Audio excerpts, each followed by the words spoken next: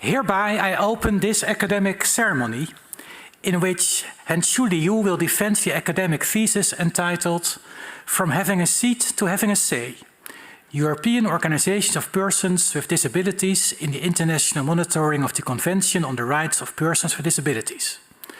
And I welcome very much everyone here in this beautiful aula to participate in this ceremony. And I also welcome everyone who is watching the ceremony online. Very good to have you. Dear candidates, may I invite you to present a summary of your study and the conclusions of your thesis.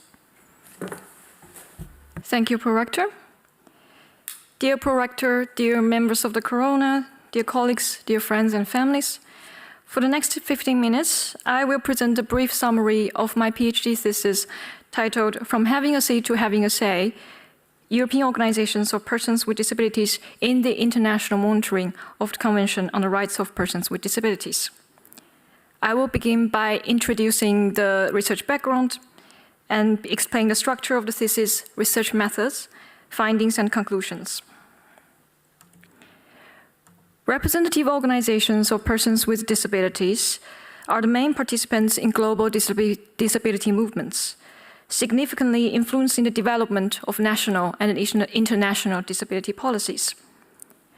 Pioneers like the late Judy Heumann in the first photo and groups such as the Union of the Physically Impaired Against Segregation played key roles in shaping the social model of disabilities and disability non-discrimination legislation. The UN Convention on the Rights of Persons with Disabilities, or the UNCRPD, adopted in 2006, marked a historic success for international disability rights movement. Featuring collective efforts of over 100 disability organizations in the negotiations under the slogan, "Nothing about us without us." The Convention presents a paradigm shift to the human rights model of disability in disability policy making, and that emphasizes the full and effective participation and inclusion of persons with disabilities in society. It is also the first human rights treaty that's concluded by the EU as a regional organization. The European disability movement played a leading actor in the CRPD negotiations and has been a vital advocate for its implementation since. They push for the realization of human rights in the street and in public decision-making bodies such as the EU Parliament. Against this background, the following main research question is raised. Whether, and if so, how have European OPDs effectively participated in the UN human rights mechanisms with a view to monitor the national implementation of human rights in alignment with the CRPD? The key question here is the effective participation of persons with disabilities in international monitoring in the CRPD monitoring. They participate through their local and national representative organization or organizations of persons with disabilities as defined by the CRPD and its treaty body, the CRPD Committee. The research considers 3 UN mechanisms and their respective monitoring procedure, which are known for active engagement with civil society. This including the CRPD Committee and its state reporting procedure, the Universal Periodic Review, or the country visit mandate by the UN Special Rapporteur on the Rights of Persons with Disabilities. The last 2 mechanisms are operated under the charter-based UN body, the Human Rights Council. The concept of effective participation in the main research question encompasses 2 dimensions, as explored in the first 3 sub-research questions. First, it refers to the legal scope of effective participation of persons with disabilities derived from international human rights law, mainly the CRPD. Thus, the first sub-question deals with this and examines whether the national and UN practice is in alignment with the CRPD. Second, effective participation addresses the outcome and effect generated by European OPDs through their participation in the above-mentioned monitoring activities at both national and international levels. Specifically, the second sub-question deals with the international impact OPs generated on the UN human rights bodies' monitoring conclusions and recommendations, while the third question examines the domestic effectiveness of such recommendations. Based on the answers, the final sub-question identifies factors that contribute or hinder the effective participation of European OPDs in this research. The main text of the thesis has been divided into 3 parts. Part 1 includes 2 chapters that discusses the state of art on related topics, the theory, methodology, and research design. Relevant theories will be reflected in the later discussion on findings and conclusions. Part 2 of thesis includes 3 chapters and mainly established a legal framework for understanding the legal scope of effective participation.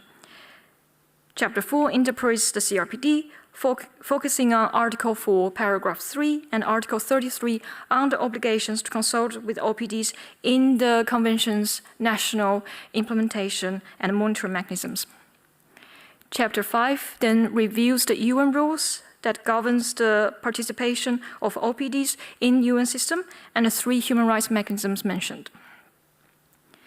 Chapter 6 analyzes the implementation of relevant CRPD provisions in 24 European countries. These countries are current and former members of the EU, which have been reviewed under the CRPD state reporting procedure before 2020. The chapter also discusses the overall outcome and effect of European OPD's participation in the UN human rights mechanisms. Building on the previous chapter, Part 3 continues the discussion with in-depth country studies of Hungary, Denmark, and France, illustrating how OPDs have participated in international monitoring in a specific national context. This multidisciplinary research draws upon legal doctrinal and qualitative research methods to address the legal and empirical dimensions of research questions. Empirical research was conducted between 2020 and 2022, including document analysis, intensive interviews with those who work or worked at OPDs, the UN, the national government and other stakeholders, and observation of CRPD sessions. Now, the simple answer to the main research question of whether the effective participation of European OPDs has been achieved in the study will be both yes and no. This research concluded that the participation of European OPDs has been active but uneven across the studied European countries and the UN mechanisms. Their participation in the UN mechanisms is seen as influential in certain areas, confirming and corroborating with the ongoing efforts of European OPDs in advocacy and public involvement at the national and European level as a social movement.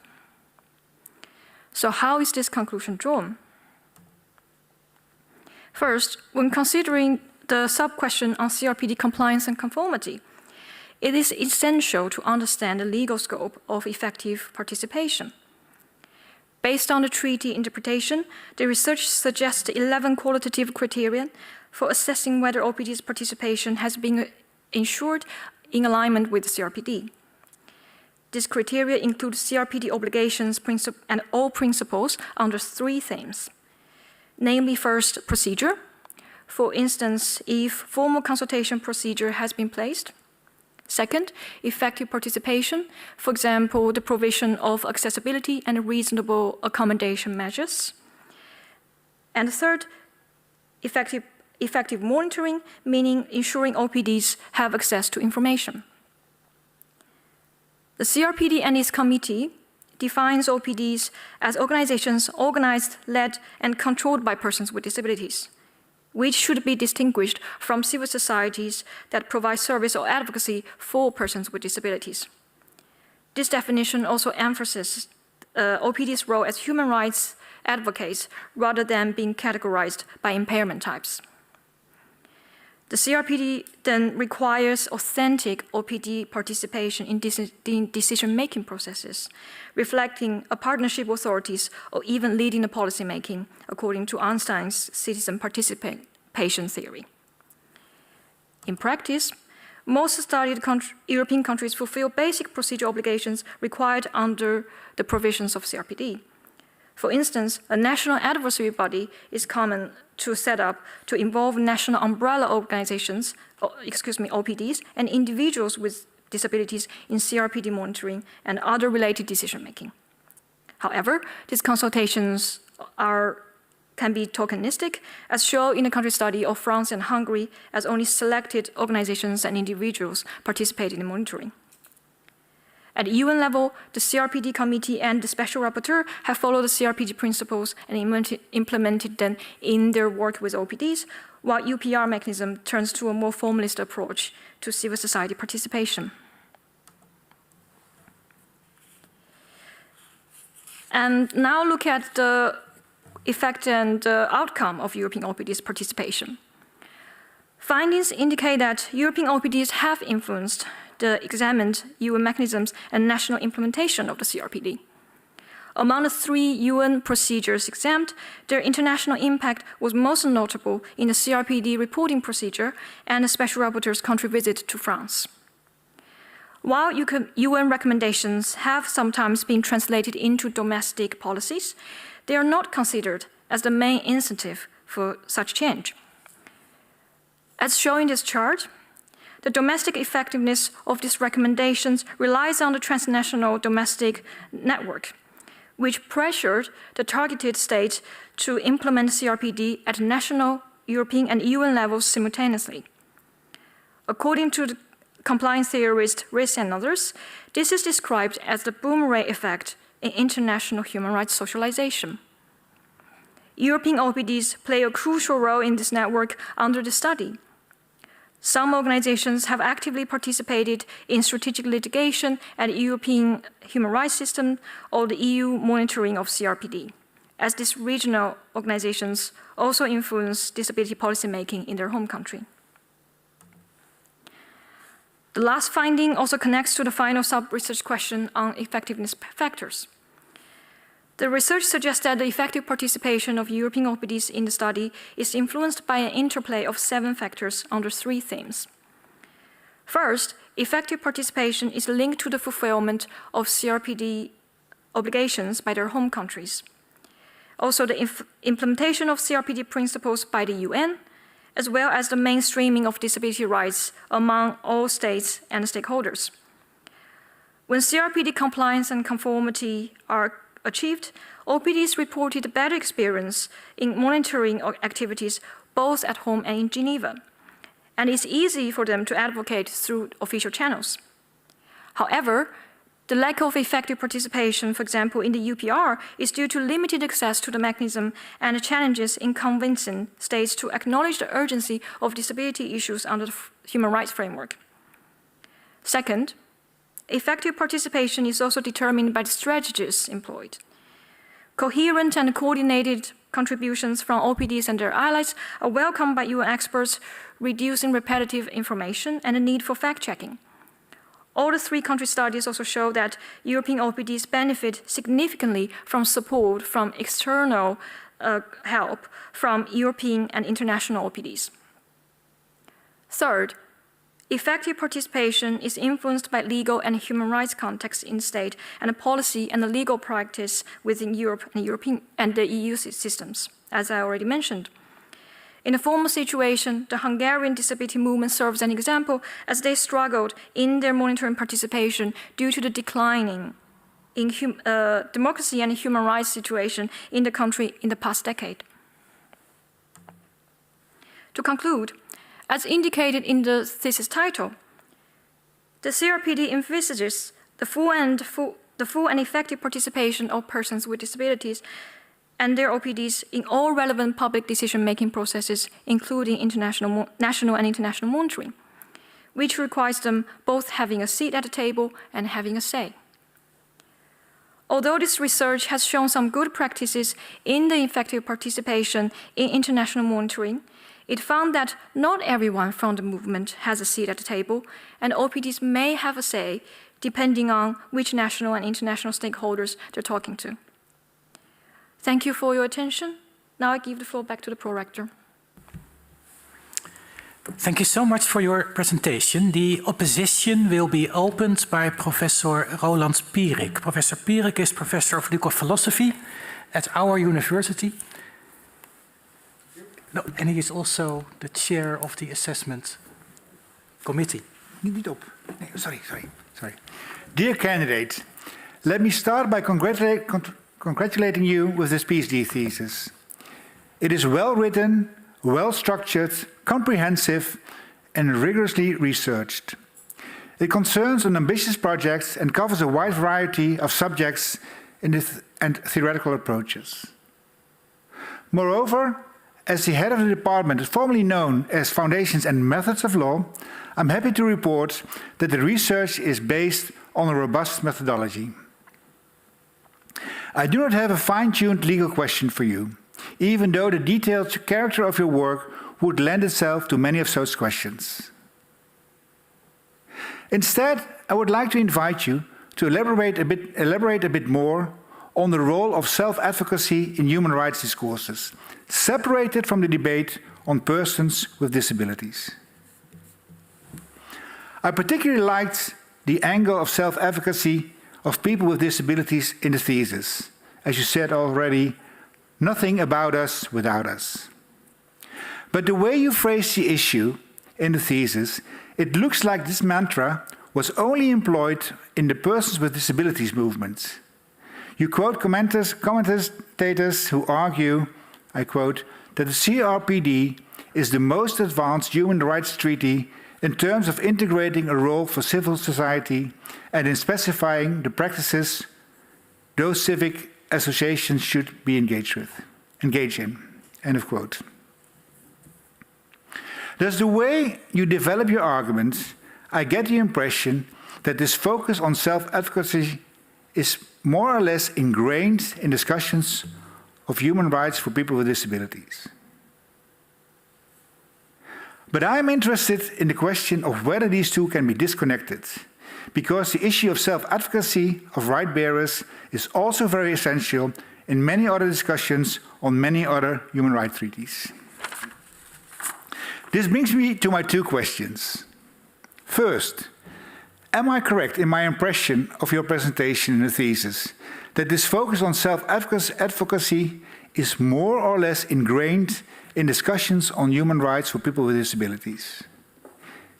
Can you give an explanation why these two are so inseparably interlinked in this discussion? Secondly, can you present us with some generalizations of your research on self-advocacy in human rights discourses that can be employed outside the field in which you primarily worked, persons with disabilities? More in particular, can you present us with some general conclusions of which institutional constellations would promote self-advocacy and which institutional constellations would hinder the self-advocacy of right bearers? I'm very interested in your answers.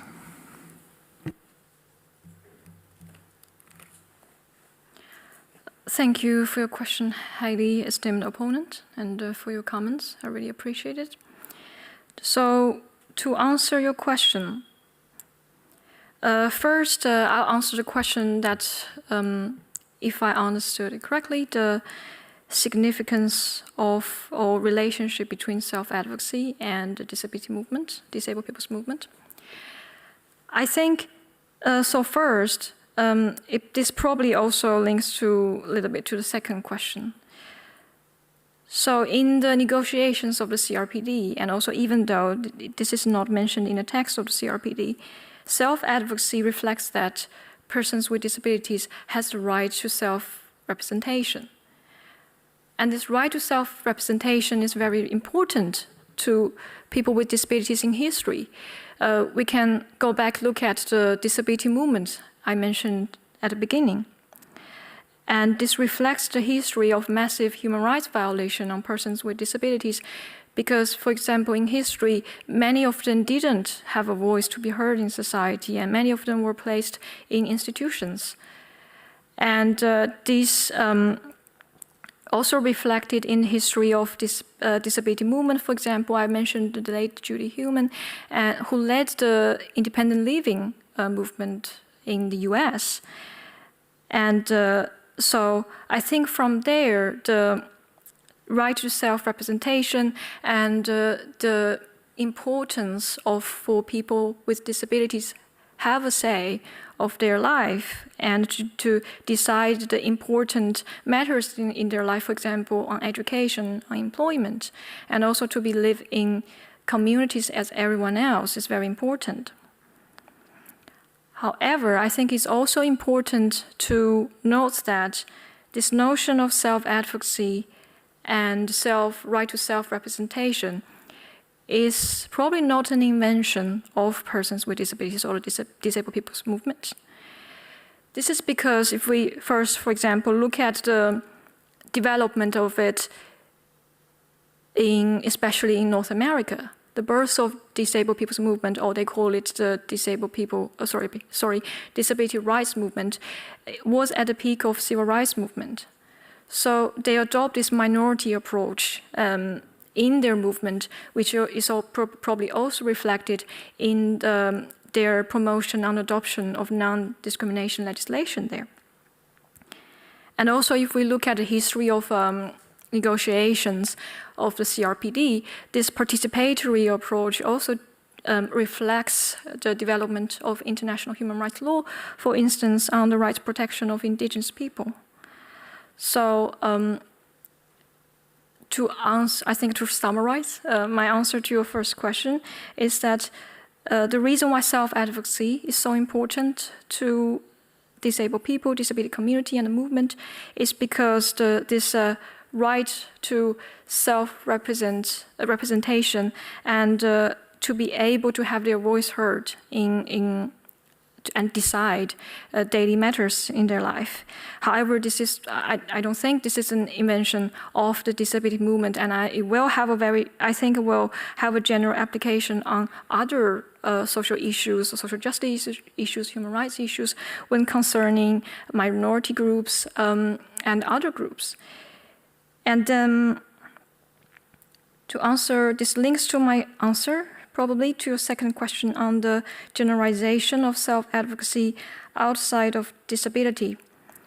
And I think, first, as I already explained, if we look at the governance in general of the government, because probably when we, for example, in my thesis, I mainly reflect on Articles 33 of the CRPD, which establishes national mechanisms on monitoring the implementation. That's part of the governance issue. And I think the study already present an example why it's important to include different voices in the decision-making processes, to reflect, it's not just to implement the CRPD, but to truly realize the equality and inclusion and effective participation of people with disabilities as everyone else. And then the second part, if we look at, for example, the judiciary, and I think the studies already argue how important it is to have ethical and racial diversity within the judiciary, either at the EU level or at the national level. And I think this theory, again, goes back to how the disability studies and disability movement draws inspiration from the minority approach, from the civil rights movement. Because, for example, Arnstein's theory I used in my thesis was a theory drawn from the participation of African American communities and other minority communities in governance. And also not to mention that I also refer to critical race theory in my research and critical approach.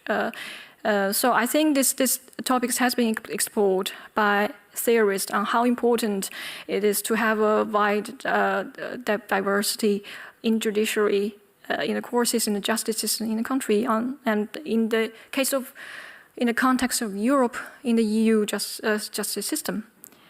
And also I think it's is also very important to our current world. If you think about, I think at a point, we probably believe that our justice system is pretty unbiased. But if we look at legal development around the world, if we look at recent development, for example, in the US Supreme Court, then we probably realize it's more urgent that to have a wide diversity of different ethnic groups and racial representation in our justice system, because it will have an impact on the judgment itself, and it will have an impact on how people view the justice system and if people believe in the justice system.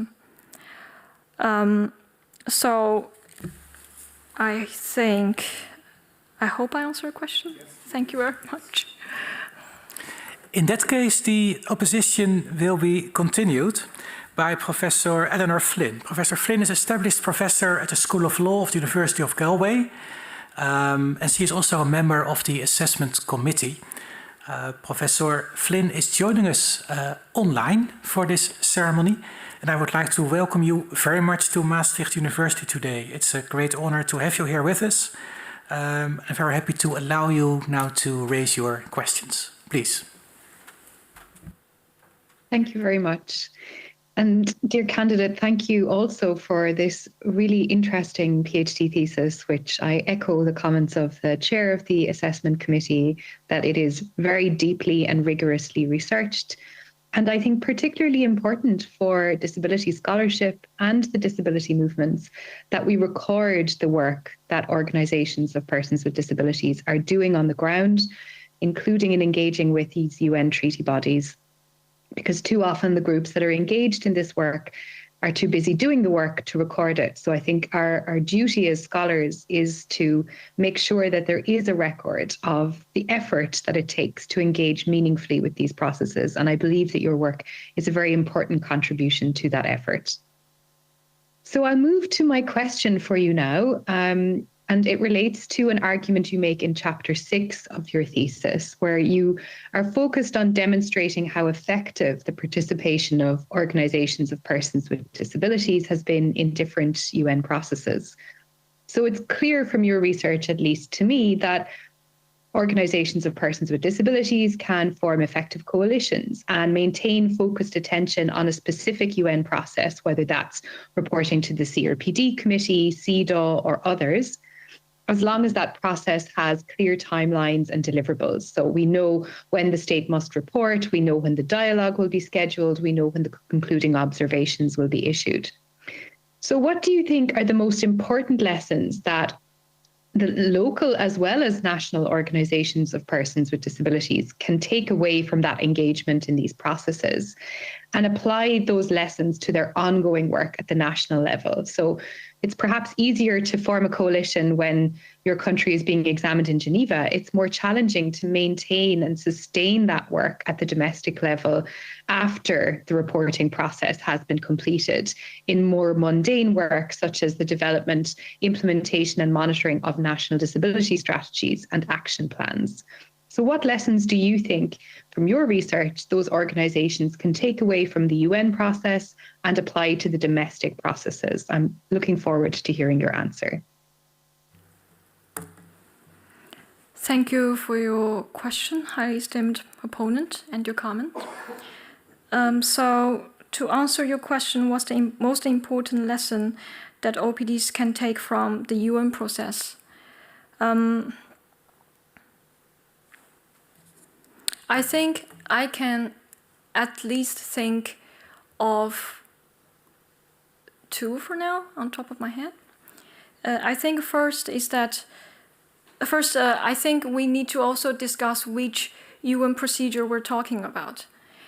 Because I think when we're looking at, for example, the 2 procedures I mentioned, the UN state reporting procedure, and that when they're dealing with the UN CRPD committee, and the country visit mandate of the UN Special Rapporteur, they are dealing with experts, if not sometimes because some of the UN experts, they have the connection with the disability movement already.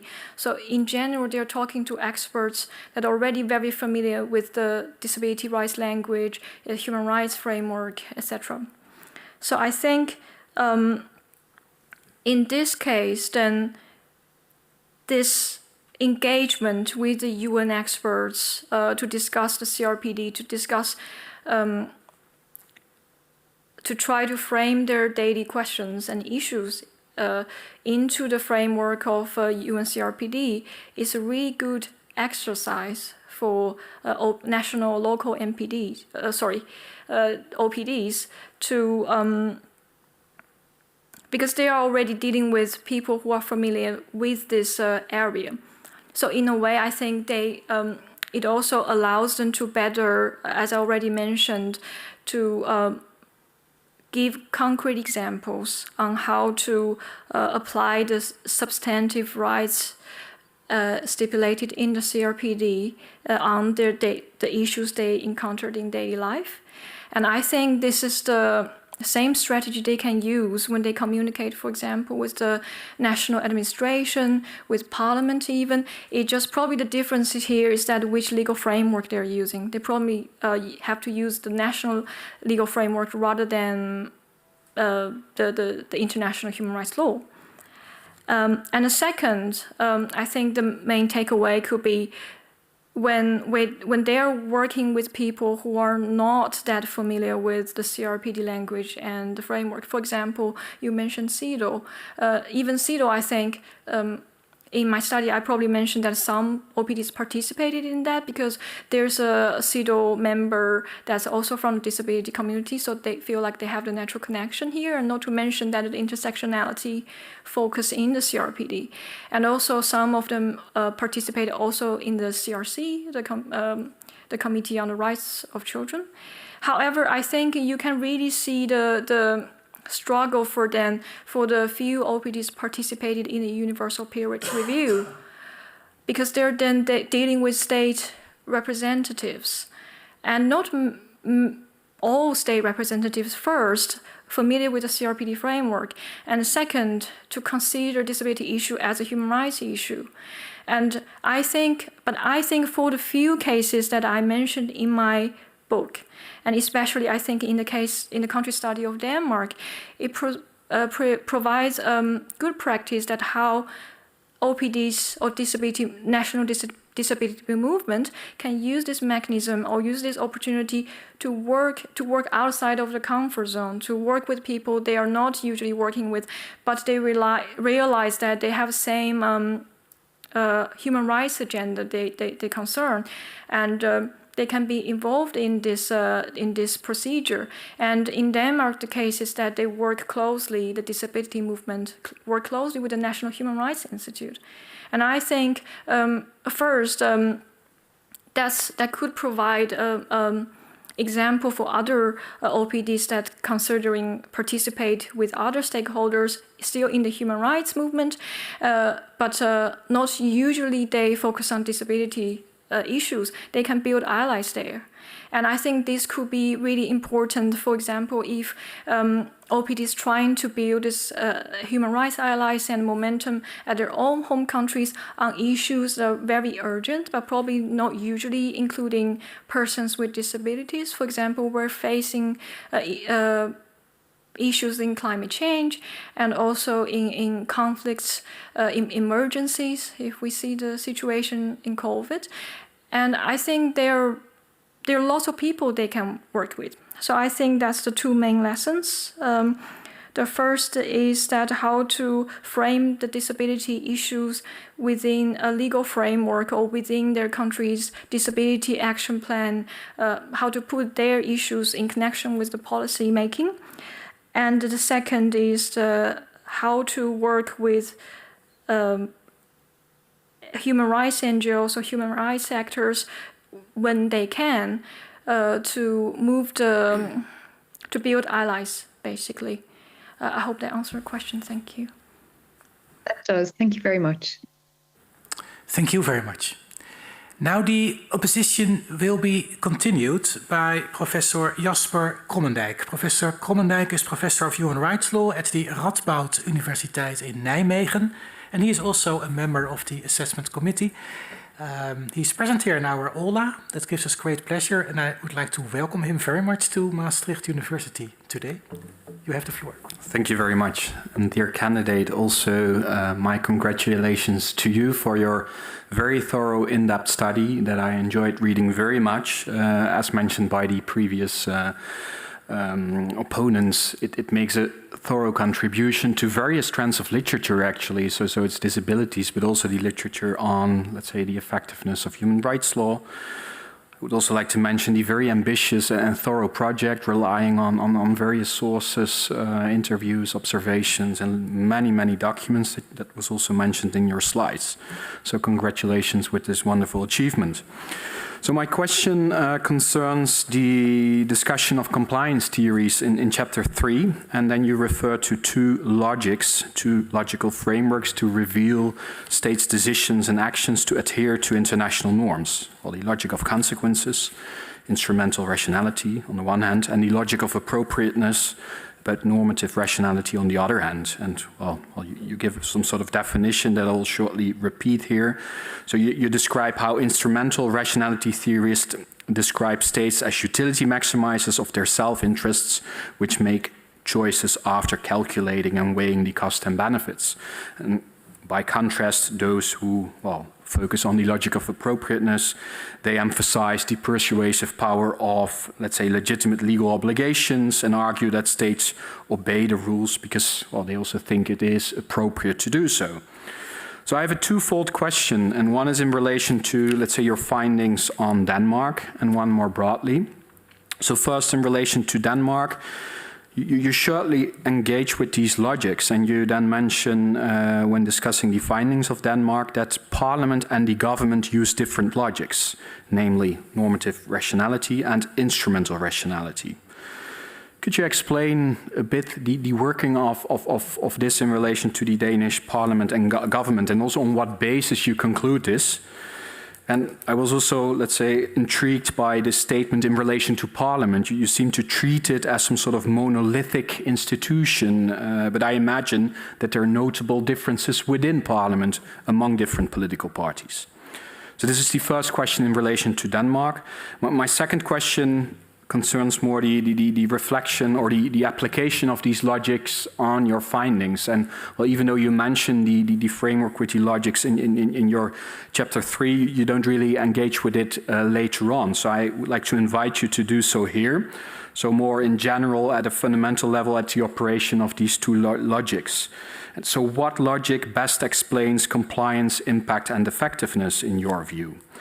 And well, a side question, I hope that you're familiar with the managerial model propagated by Chase and Chase.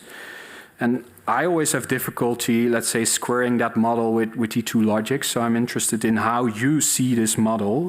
They attribute non-compliance to, well, firstly, ambiguous and indeterminate norms. So what does it actually mean, a particular provision? What does it want? So this unclarity can also raise issues of non-compliance.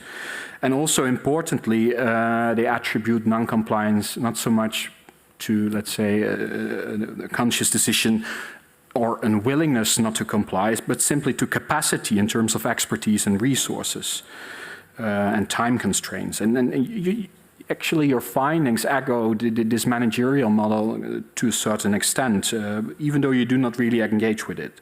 So I was wondering, well, your reflection on these two logics, and then also specifically this managerial model, which has quite a prominent place in the theoretical literature. Thank you. Thank you for your comment, highly esteemed opponent, and your question. So first, regarding your question, reflecting on the two logics of compliance,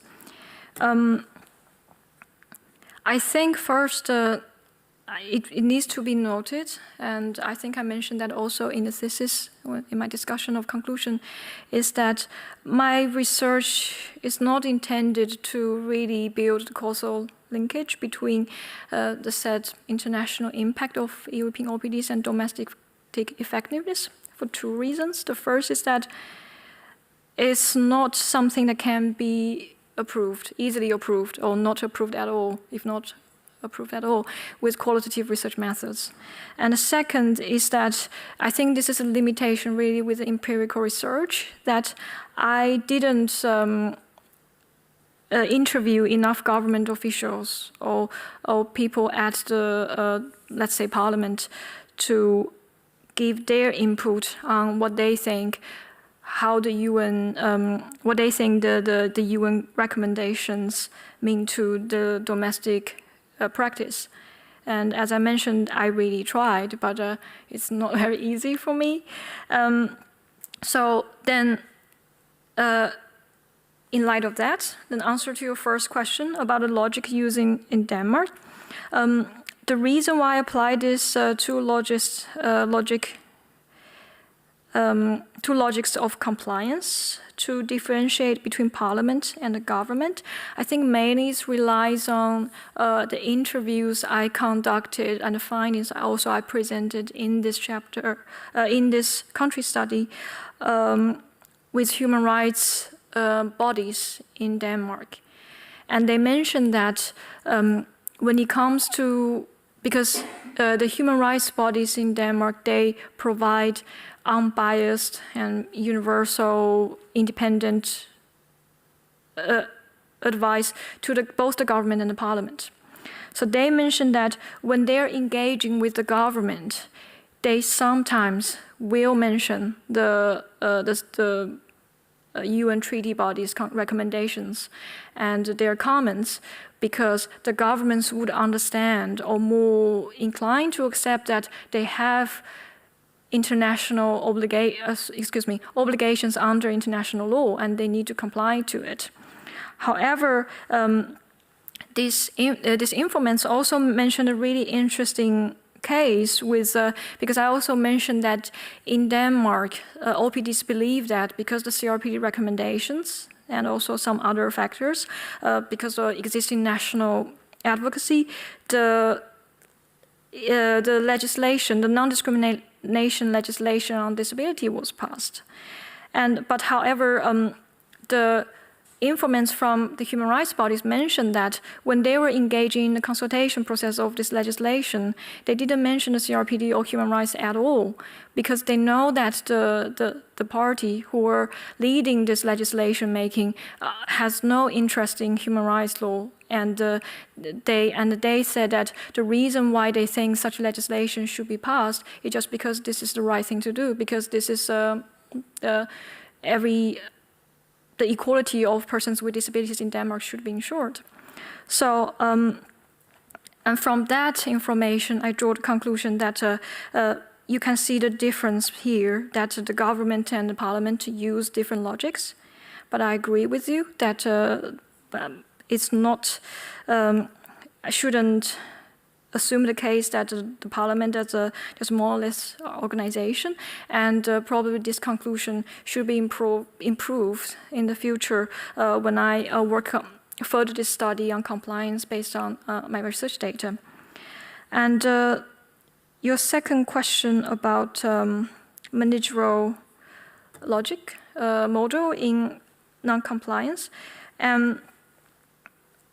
I agree with you. I think this logic or this theory could have been discussed more in this thesis, and definitely in the future study, I intend to engage more in the discussion. Depends on according to the findings and the conclusion. And the reason is because exactly as you mentioned.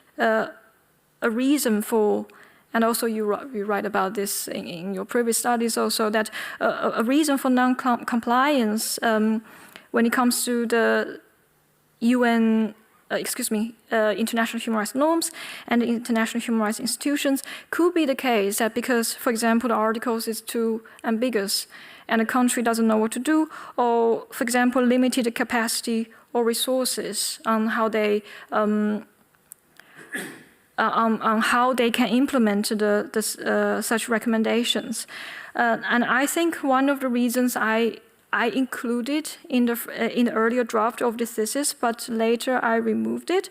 I think one reason was probably because I according to the interviews I had with the government officials in France and Hungary, they mentioned that they actually agree with the quality of the CRPD recommendations, especially with the CRPD committee. So it seems that it's, to me at least, that's how I interpret it. That's not the issue with that they do not understand the human rights norm or they find it's confusing.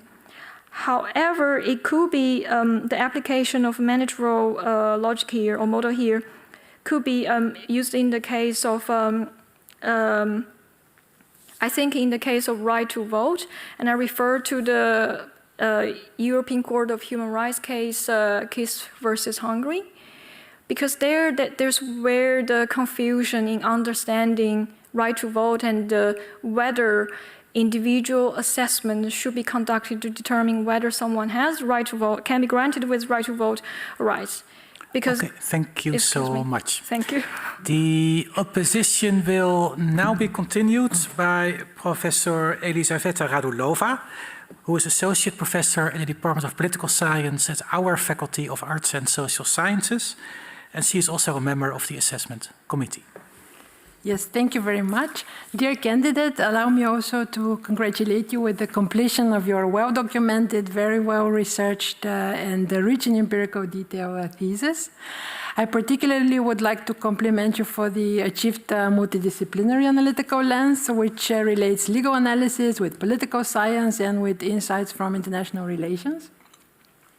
The manuscript, in my view, is well-documented and accessible despite the complex nature of the studied processes.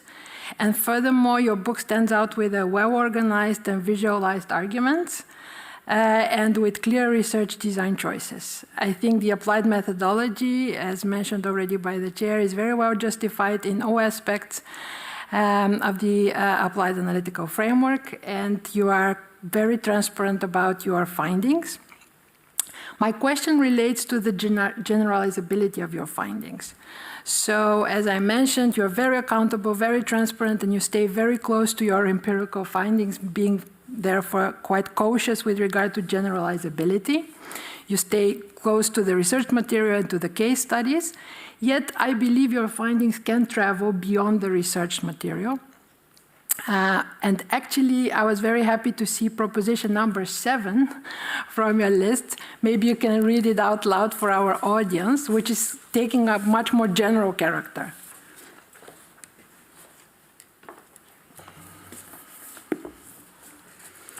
Number 7, international human rights institutions can only be effective when human rights standards are explicitly used and discussed by civil society and the general public at the domestic level.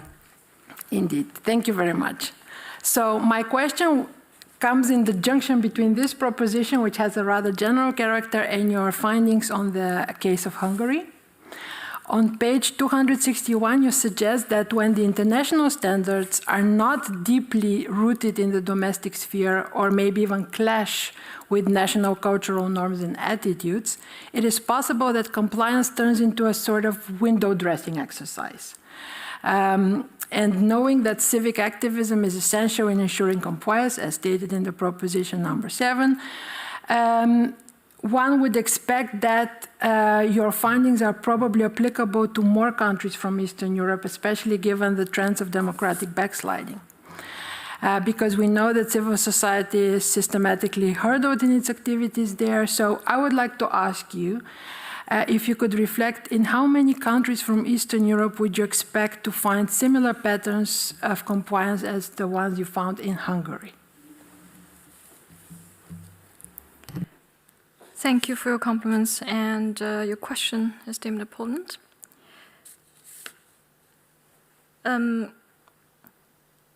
So I think, I'm trying to think if I can give a simple answer to your question, but I think maybe I'll just explain. So to answer your question on the generalization of my findings, especially in the context of Eastern European countries, I think Eastern European countries, if I can generalize it like this, I think present a very interesting example, because when when I first started the country study and data collection of Hungary, I was expecting, I think probably many of people sit here would expect, is that because of considering the hardship in democracy, rule of law, and human rights, the citizen participation, or in the case of my study, the participation of OPDs will be not as active as the other countries. However, I know that this country has a long history, Hungary, in the case, has a long history of very active OPD participation and this, disability movement in the country. And I think in the case of Hungary, at least, the key role played, a key player in this push of disability movement to grow, to mobilize, is actually the human rights NGOs there. And this is a characteristic actually I didn't see really in the country study of Denmark and France. And it's very interesting that how the OPDs there worked with the human rights NGO and all they call like disability rights organizations there, and they brought forward many different cases, for example, especially strategic litigation in front of the UN treaty bodies and the European Court of Human Rights. So I think that's a very interesting case when it comes to Eastern European or Central European countries. And however, as I mentioned earlier in the conclusion, that you can see this trend is declining in the cooperation between human rights NGOs and OPDs because of the shrinking space for civil society organization there. And I think it caused also the issue that human rights seems to be not the first language they will turn to when they discussing about their rights or issues there. However, I find that despite of the difficulties that the disability movement there, they still mobilize and they're still working really hard, especially, and trying to build a connection with their local and national members. And I think in a way that they're still keeping the disability movement going and their work on the CRPD going by, in a way that increase the awareness on the disability issue among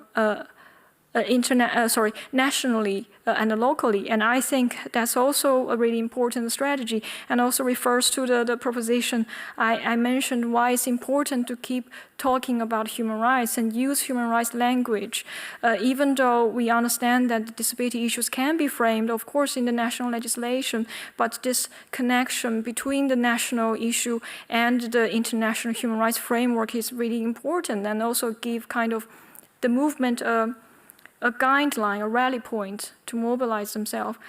And at the same time, I think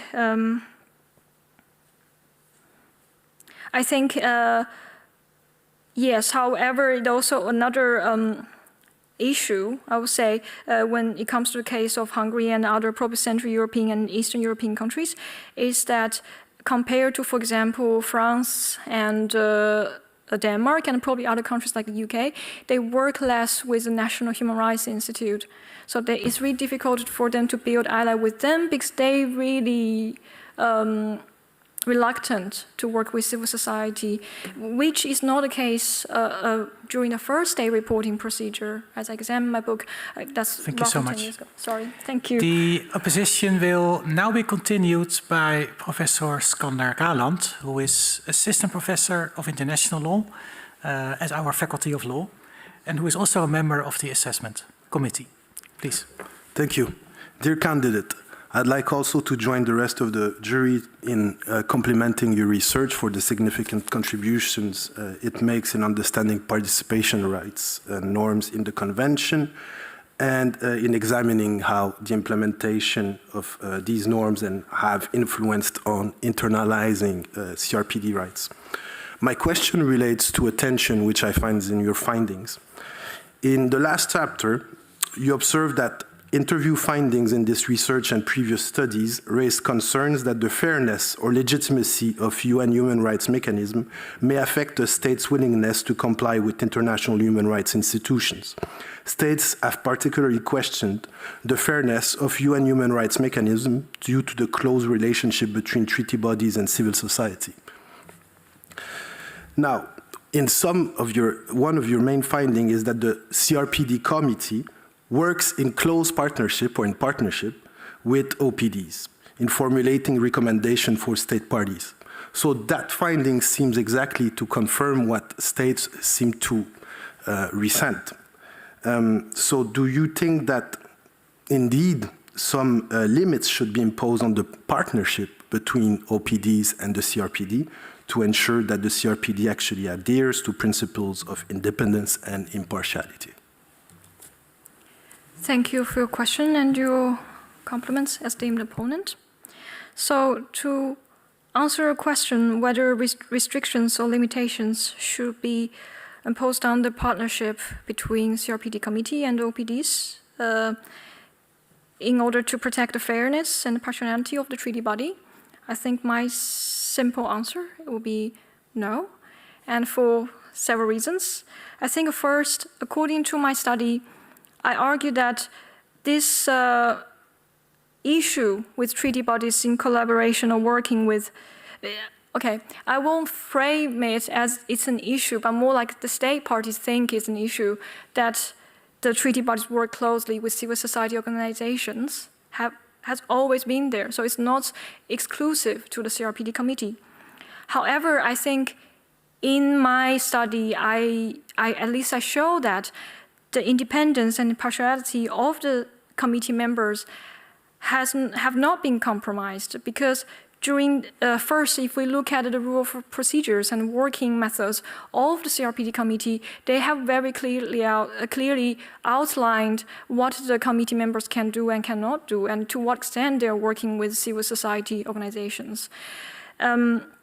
So in that case, I don't think their independence and impartiality has been compromised. And an example is that the CRPD committee member repetitively mentioned during interviews, the ones I interviewed, including OPD representatives I interviewed, they mentioned that the CRPD committee members will check with them on the facts. And in link to example I gave earlier, that the reason why coordinated and coherent participation contribution for OPD is so important is because otherwise, if there information, conflicting information were given to the CRPD committee and they cannot check the fact, whether it's true or not, they will not use it. And also in my study, I also show that the CRPD committee also values a lot the information from National Human Rights Institute, if not more. So if anything, I think this just proves that the CRPD committee works closely with all civil society actors. And OPDs, they take the priority of OPD's opinions simply because this is the CRPD principles. And also, as I already discussed in answering earlier questions, the importance of self-representation. And it's often the case that these OPDs are not involved in the national monitoring mechanisms. So I think that's my main argument, is that for the first to summarize what I said, the first is that I don't think the impartiality, and third point, to add a third point, and also I think it's inevitable that the UN treaty bodies work closely with civil society organizations, because unlike country visit mandate, the committee members cannot conduct examinations by themselves.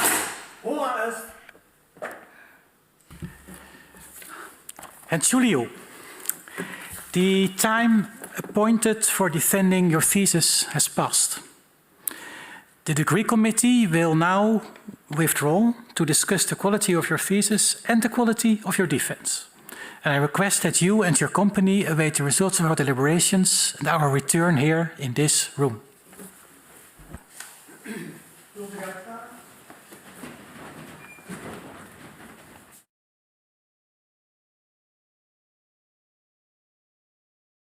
The PhD defense has now ended. The degree committee will debate the candidate's performance behind closed doors. This process usually takes about 10 minutes.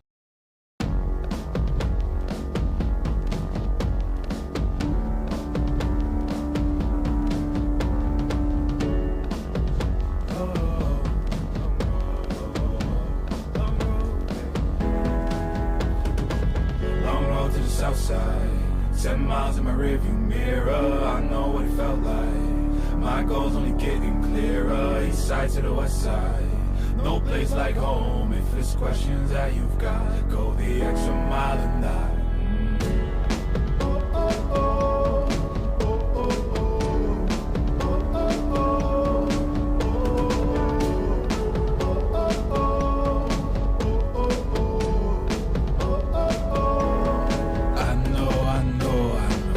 On the line, I know you know that I can't read your mind. Years can't fly by now, don't waste all your time. Cause I'll go the extra mile.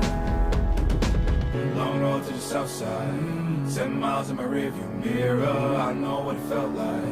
My goals only getting clearer. East side to the west side. No place like home. If it's questions that you've got, go the extra mile and die. On the dash, got my laces tied. Long road, I don't waste no time. Break rules because fate decides. With the team and we chase the light. I make a move, fall down, shake it off. I hate to lose, bad branch, break it off. No room for negativity, praise and love. Prepare for deep part cause we're taking off. Hit the mileage, traveling so far from home. Gathering knowledge, other connections. I put the time in to get everything I ever hoped for. It's a challenge and we all in. It's a better future that we go for. And even though these nights seem long, I know that I am never on my own. Know you've won the battle once you've grown.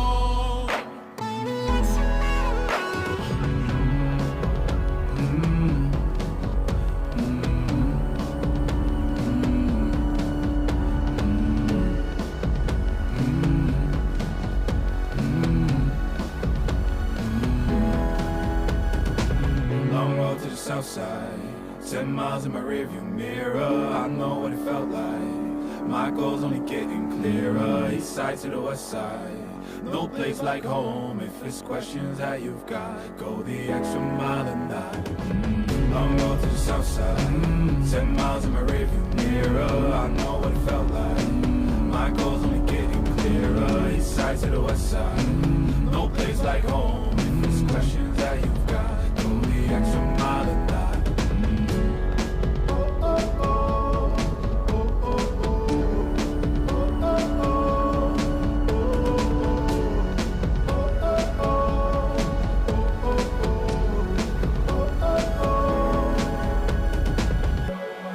What's on the line? I know you know that I can't read your mind. Years can't fly by now, don't waste all your time. Cause I'll go the extra mile.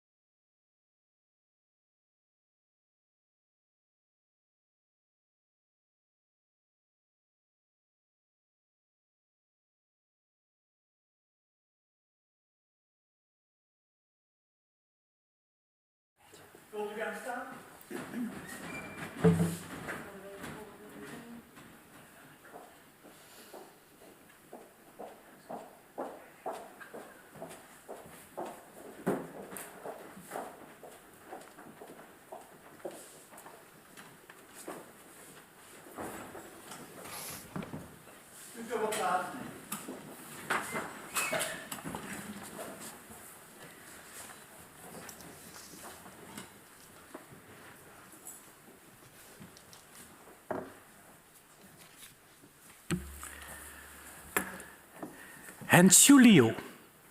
The degree committee here present has assessed the quality of your thesis and the quality of your defense. In view of its positive verdict and taken into account your previous qualifications, the degree committee has decided to grant you the degree of doctor. Professor Komans is authorized to confer upon you this academic distinction in accordance with Dutch university custom. And I now invite your supervisor to take the floor.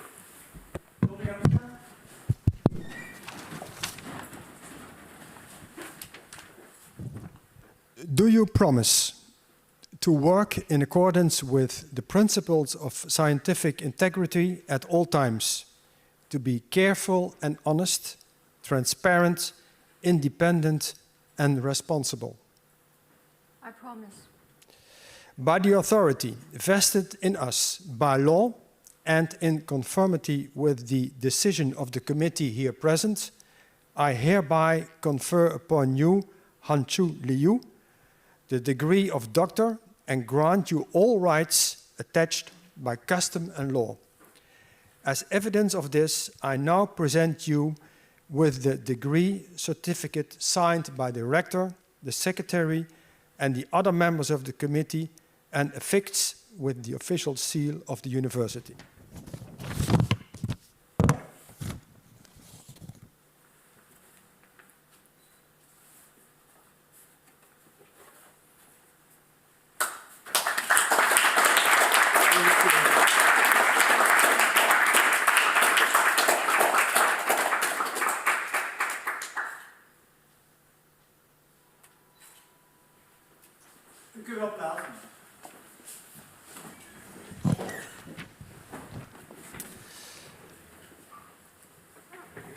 Dear Dr. Liu, dear Han, today a long and winding and sometimes bumpy journey comes to an end.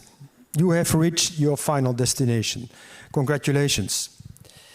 When you applied for this PhD position in 2019, the selection committee had a good feeling hiring you. We were confident that you would be able to complete your PhD research successfully. And look, here you stand today as a successful and proud researcher. Your project was part of the wider disability advocacy research in Europe project, coordinated on behalf of our university by Professor Lisa Waddington. In the beginning of the project, you were known quite anonymously as early stage researcher number 15. I remember that very well. However, you manifested yourself as a confident and independent researcher with your own ideas and academic output. In the project application, the expected result of your research was formulated, and I quote, a PhD thesis including guidelines for good practices on the means by which influence in implementation of the convention can be improved, unquote. Well, you have achieved that result, and you have not disappointed your supervisors. By the way, you were in a privileged position of having not 2, but 4 supervisors. We have all enjoyed working with you over the past 5 years. Part of your education as a PhD researcher was an intense and time-consuming training trajectory together with the other DARE researchers. You took part in all sessions and activities, and this has, without any doubt, very much strengthened your research skills. The importance of the topic of your thesis is huge. Organizations of people with disabilities must be involved in the implementation of the convention at the domestic and international level. If not, the convention will lose its relevance for these stakeholders. This is also very well articulated in the title of your book, From Having a Seat to Having a Say.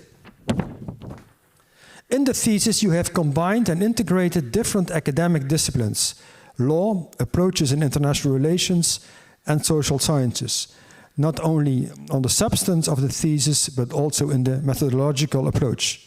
You deserve compliments for this. Over the years, you have developed and applied skills for doing research in different areas.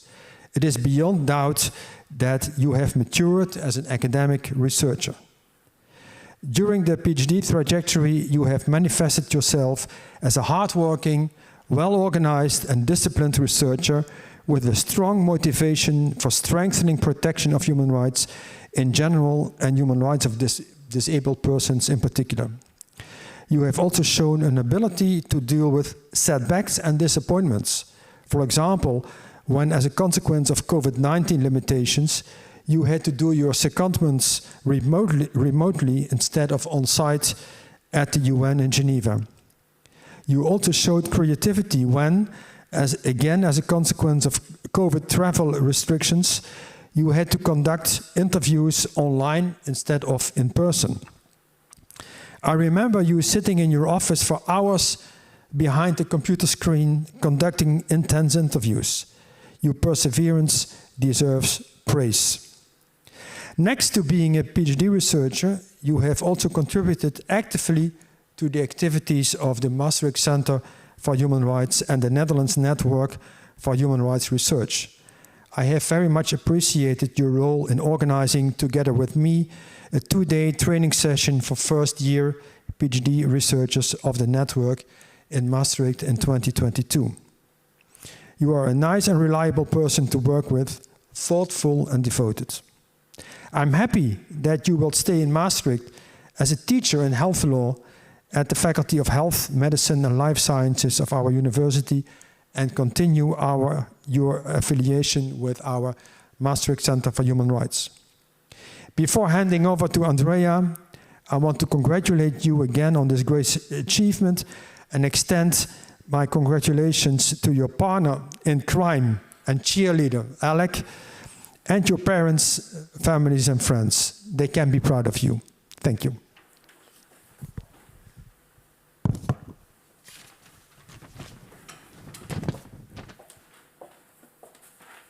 Dear Dr. Liu, dear Han, sincere congratulations for your ending your PhD trajectory, but also for your defence today with your usual steely determination. You have done me very proud, and I know you have done Alec in particular very proud, and of course your families.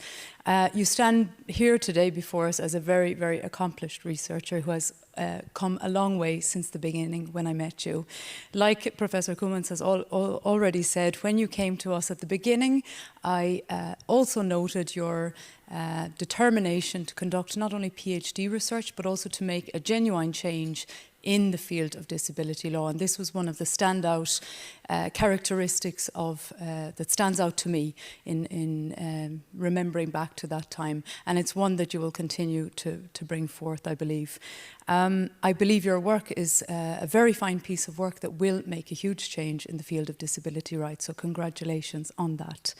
Your research has also innovated in many ways, as the opponents today have said, including by integrating external and multidisciplinary perspectives. But you didn't just engage in PhD research, you also engaged in many seminars, talks, and also co-authored publications. And one of those, I remember, one of your talks was about why the convention matters.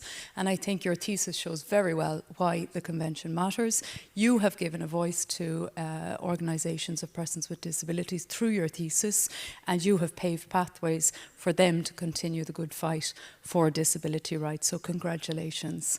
Professor Koemans has already indicated that we enjoyed very much our work with you. I have to say, speaking for myself, I really immensely enjoyed my work with you.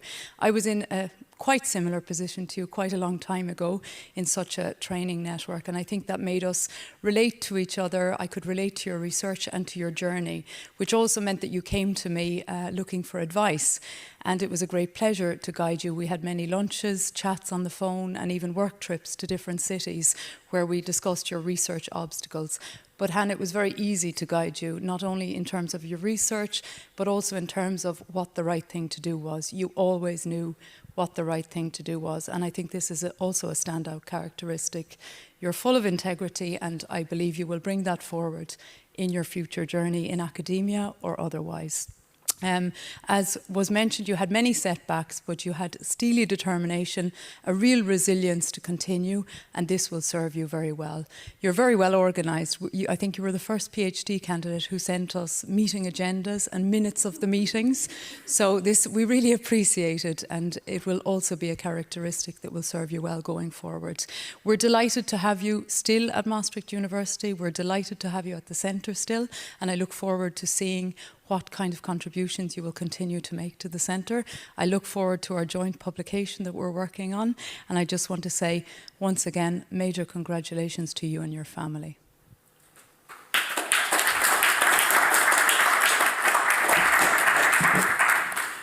Dear Dr. Liu, also on behalf of Maastricht University and its Faculty of Law, and your current home, Faculty of Health, Medicine and Life Sciences.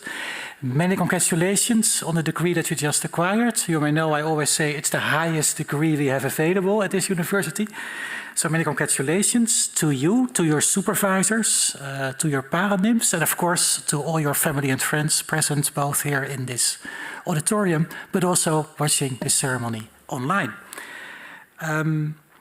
I have one practical remark to make, which is that there will be a reception taking place after this wonderful defense. So on behalf of our young doctor, I am allowed to invite you all to that reception that takes place here in the refectorium of this building.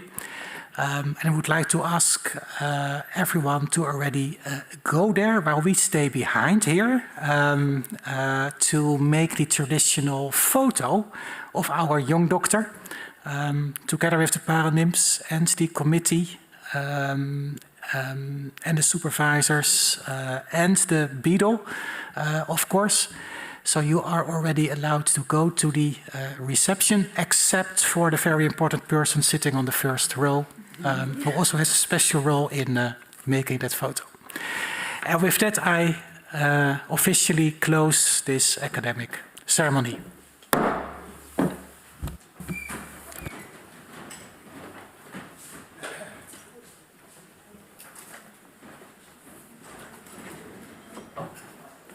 Han, do you want to hold the certificate for the picture, and then Maria and I will hold the books? Then, or do you want? I can also continue holding it, but it's your degree. Yes.